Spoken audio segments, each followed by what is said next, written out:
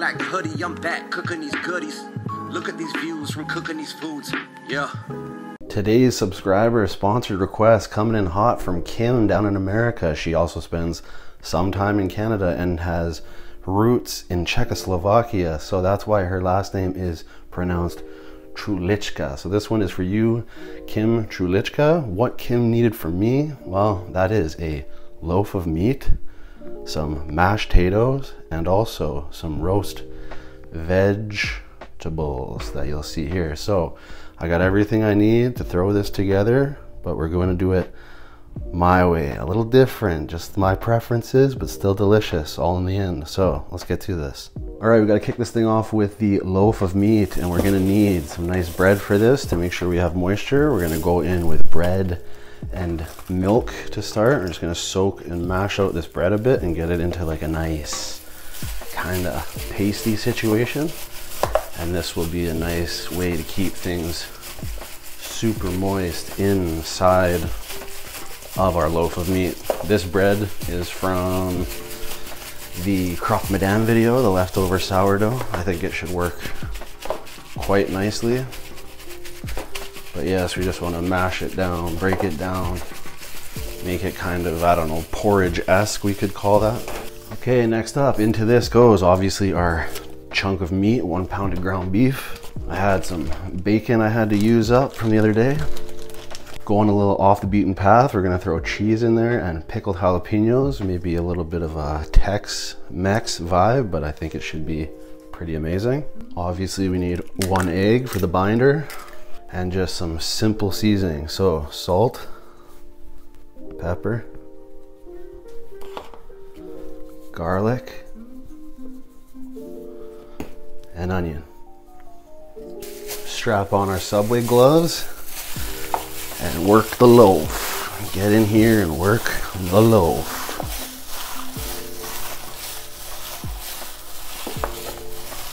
Okay, so the loaf is worked. Loaf incorporated. There we go. We got to get that into the loaf pan now. Coming in hot with the loaf pan. Just gotta get this in there and formulate. Hopefully we have enough meat to make the loaf at least decently high. All right, I think we got enough to make it nice square, nice brick. It might not have that round top on it, but we will have a perfect rectangular loaf. Secured the loaf into the oven, 1 hour, 350, and then we are gonna work the top with some sauce.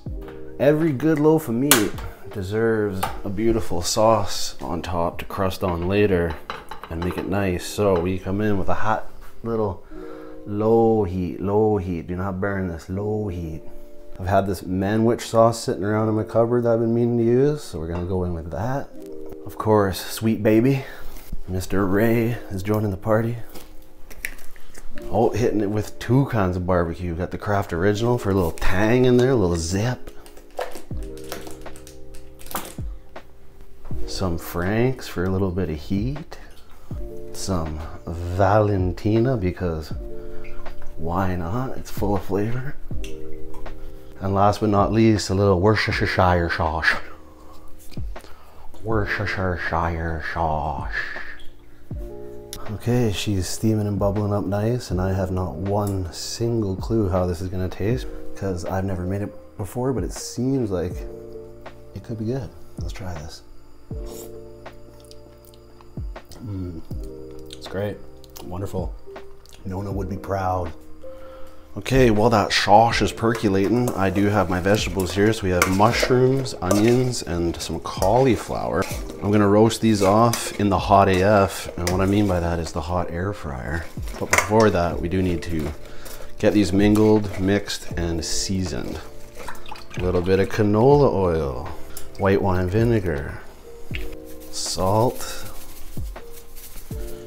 and of course pepper. And that's it, just mix them in, make them nice, work that oil around, work the seasonings around, and then we end up in the air fryer. Into the air fryer they go. Let's go max capacity, 400 for, I don't know, 20 minutes. All right, we got our potatoes cut into nice pieces. So we're gonna pop the burner on high, get our potatoes in the water, bring these up to a nice boil and get them beautiful and soft and ready to mash out. So here's a curveball for you. Fritos Hoops Barbecue. I'm gonna mash these out, and I did get a little snacky on the way into this video. I had a couple just to see what they're like. I just had to remember, okay? But you gotta scoop your hammer of Thor and mash these out.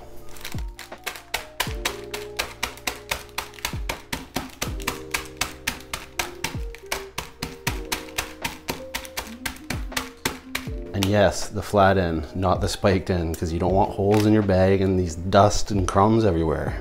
Okay, mission is complete. Okay, so these boys have been at a good little boil for a good little while, and that means if they are fork tender, then we're ready to get rolling. And I would say that I think we are there, because I can't even get it to grab. There we go. Perfect, we are ready. So we gotta go strain these off, and then we get to mashing.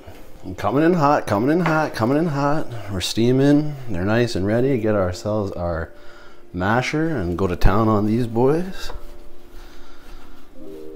All right, once we've achieved a initial mash, it's time to season. So we've got just a little bit of milk, sour cream, Gruyere or Gruyere cheese, hit of garlic. Got some scallions here. Combine that all. Now that we have everything combined and exposed some undealt with potatoes, we gotta mash again.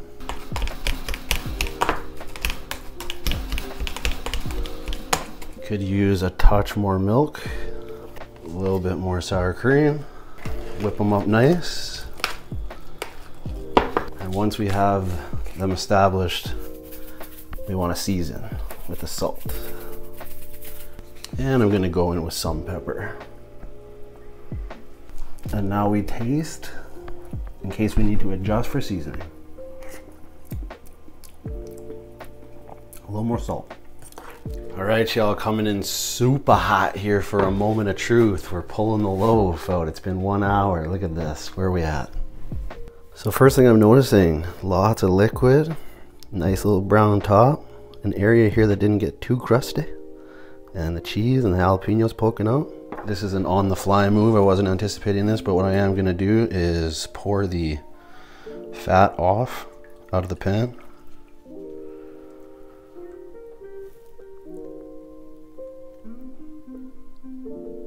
And then what I'll do is, I'm actually just gonna take some of it and just use the little bit here to baste the top, just so that any flavor might seep down through. Whew. Okay, so getting this thing onto this tray was hella tricky, but we did it. We made it unscathed and fully intact. We gotta sauce this boy up now. So we've got our initial little manwich blend there with the barbecue sauces and everything. It's thickened up nice. And what I want to do is I want to brush and coat this whole thing, every side, everything. You get a sauce, you get a sauce, we all get sauce. Slap her on there, lather her up nice, and then we're gonna bake this off. All right, you guys, ready layer one. I think that's nice and complete for that one. Let's add another second coat. Make it nice and beauty, crust her on nice.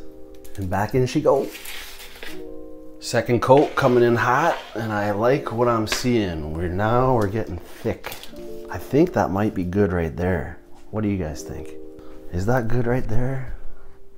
Looks like one giant rib. Yeah, I'm gonna call that done. Perfect. I'm gonna let this sit and set up for like 20 minutes though, and let everything just come down to like room temp, come together, fall in love with each other, and then we cut. Okay, so we're a few minutes cooled. This thing is setting up, but I want to go ahead and finish the top like I had envisioned here. So we're gonna bring out none other than the trusty crispy onions and just put them into, oh, my stomach is grumbling because of this. Put them on the top. I'm sure you can guess what's coming next, and that is the Fritos. And then obviously, to make it fancified and Michelin star worthy, we gotta have some green stuff. so some more onions on here. Okay, this beauty is well rested and ready for the cut.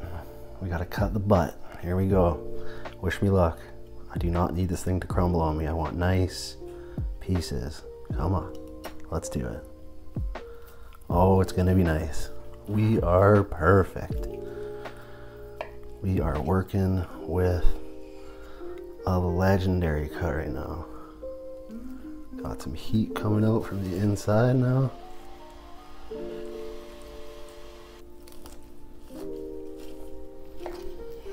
That's what I want right there, guys. 3 perfect pieces for the plate. Let's go ahead and see what we got. A little slow-mo open shot. Turn this guy this way. Looking beauty. Very, very beauty. All right, it is that time. We gotta go ahead and plate this baby up nice.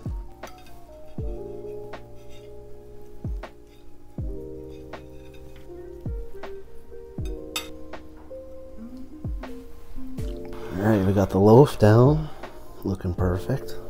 Next up, mashed potatoes. Get a nice pile in here. We're definitely gonna have to put a little gravy well in them. Here we go, nice dark brown gravy. It's all gravy, baby.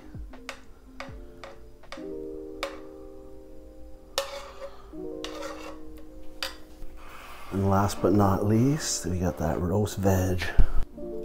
Cauliflower, mushroom, and purple onion to finish this home plate. That's a home plate if I ever saw one. And here it is, just for you, Kim Chulichka. Thank you very kindly for the sponsor, and I really hope this is up to par for you. Meatloaf, veg, mashed potatoes. Let's get it. Hey, yo, what up? Big shout out to Kim for this video. The meatloaf, the mash, and the veg, okay? A little bit of a closey close there on that loaf crust. And the rest is pretty hard to show because the mash and the gravy is going all sorts of places. But I am incredibly ready to get into this plate. I can't wait. Everything here is something I love. So let's start with a mashed potato bite, honestly, because that's just where my head's at. I just really want to try these cheesy, gravy, amazing garlic, cheese, sour cream, and onion mashed potatoes.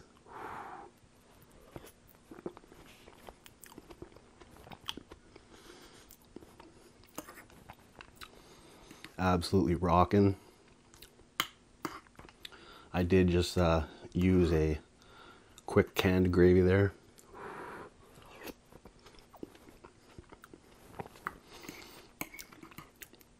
Mainly because lately I feel like I've been using a lot of flour in my cooking with the roux and stuff, and I'm tired of working with flour. It drives me crazy.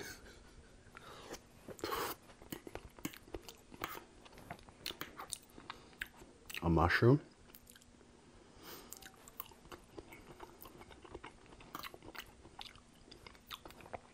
I suppose I should say we're not pouring today. I just wanted to keep it friendly with the water. I don't have any real beverages on hand. And quite honestly, I just felt like having a water today. So that's what's up with that.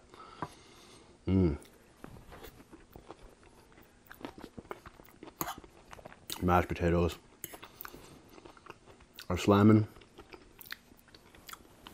I am intrigued to try this veg now. I don't know, this could be a strange combo of veg, mushrooms, cauliflower, and onions. But just where my head was at.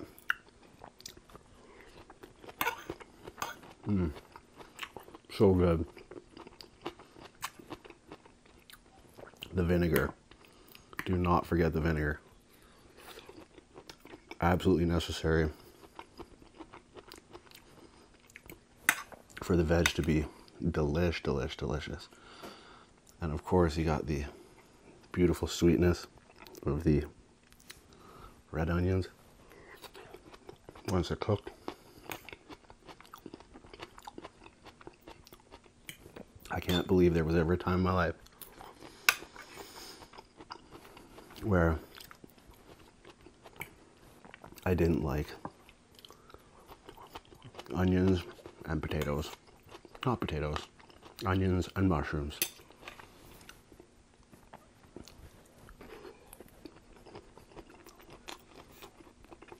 They are all so amazing.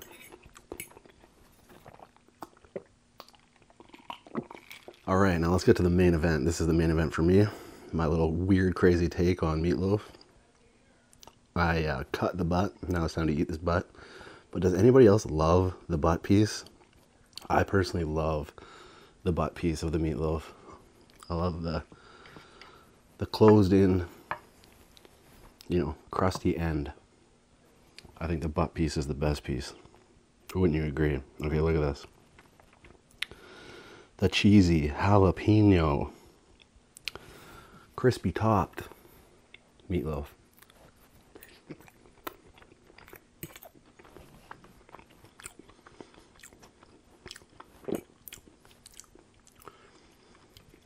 Oh wow. Oh wow, oh wow, oh wow. So tender. So beauty.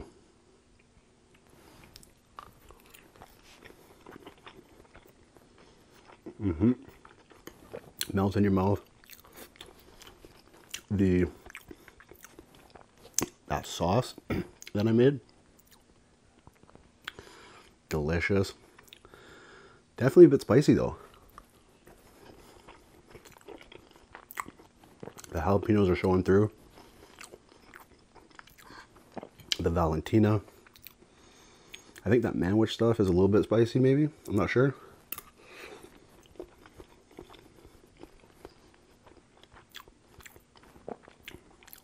I'll say this with certainty though, it's damn good. And if I had to call it, I think this would be like almost like a Tex-Mex style meatloaf. Now that I really think about it.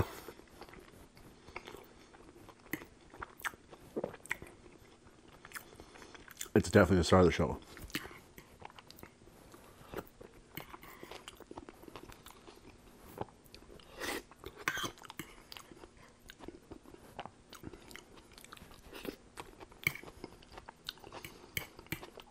So when it comes to the mash, I was in the great debate, and I want to know your guys' take. Lumpy or like whipped smooth? Because I was going to do whipped smooth. I was going to bust out the hand blender. But then I thought to myself, nah, let's just keep it like more traditional. Have a little lump in it. But I personally love silky smooth, whipped mashed potatoes.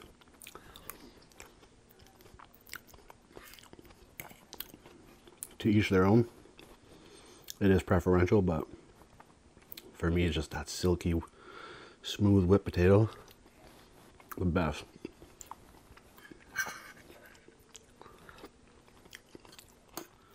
This is definitely not the type of meal or plate for food touching phobes. Those people are real. When your food touches on the plate and kind of ends up a little bit combined with each other. Well, let's do it from standing, do it from height. People get all freaked out. That's what type of plate this is. That's what a home plate usually really is. It's just everything kind of ending up mashing together. Oh, no, don't do it. See, I told you guys it was tender. A little too tender, maybe. Okay. Let's go.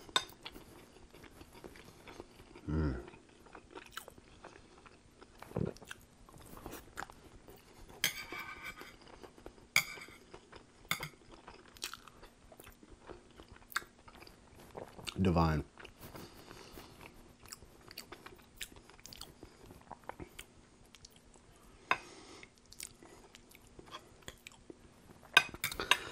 All right, let's lay you down.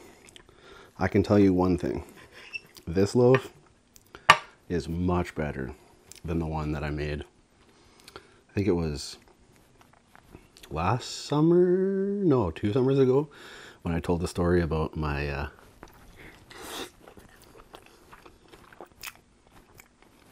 nudist colony household, stepmom and dad just yelling at me naked in Birkenstocks after the shower. If you've never watched that video, go watch that video. It's a knee slapper. People seem to really die over that story time. About my liberal parents in their naked bodies.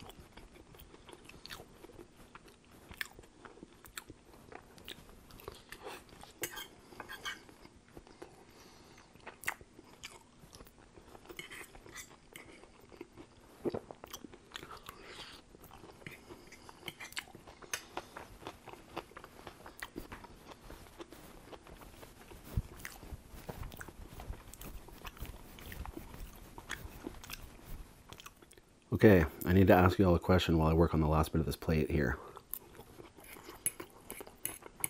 So, I was texting, or Instagram, DM, same difference, with a person recently. And our conversation that we had, you know, you're talking for a while and then eventually you just kind of, you get to the point where you both know it's like, okay, this session of chat is like coming to an end, like it's over. And in my experience, one person just kind of says the last thing, but you don't really have like a formal ending to the conversation, right?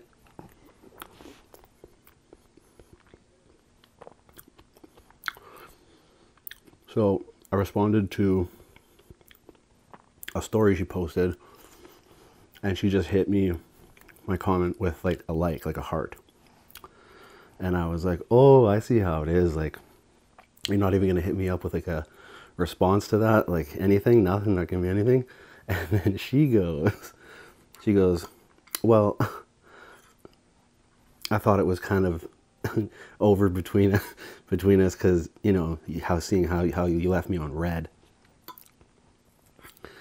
And I was like, come on, no one in the world, unless you're some weird psycho, like ends your conversation in the DMs like,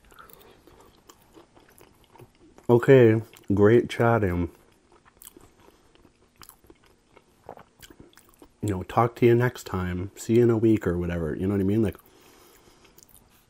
I think it's entirely normal and acceptable for a conversation to just fizzle, and then one person's going to get left on red.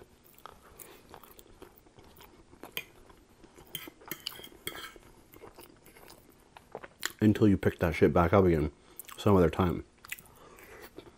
Now tell me, am I the weirdo? Am I the psychopath? And I should be more formal in the ending of my DM conversations?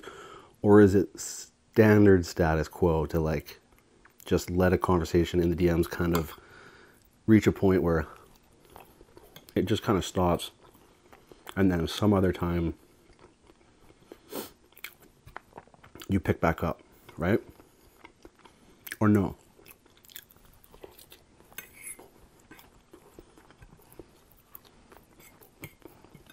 Am I to feel guilty or crazy? Please let me know down below your DM convo etiquette.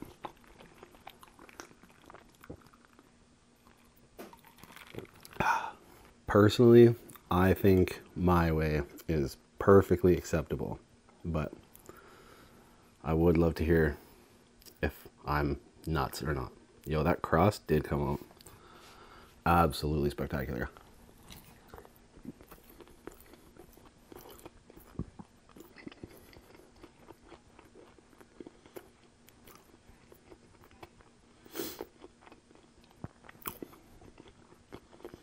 Whole plate, really good. Really, really good. Getting quite full though. 3 slabs of the loaf take a little toll on the gut.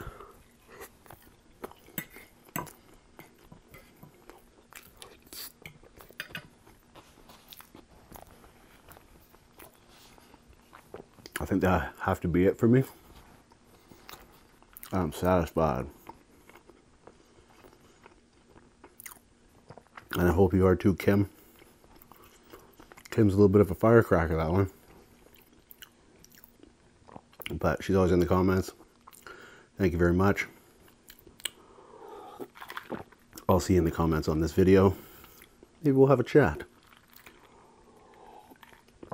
But I was going to wrap it up there until the next one. You know what to do. Eat good, live well, stay true.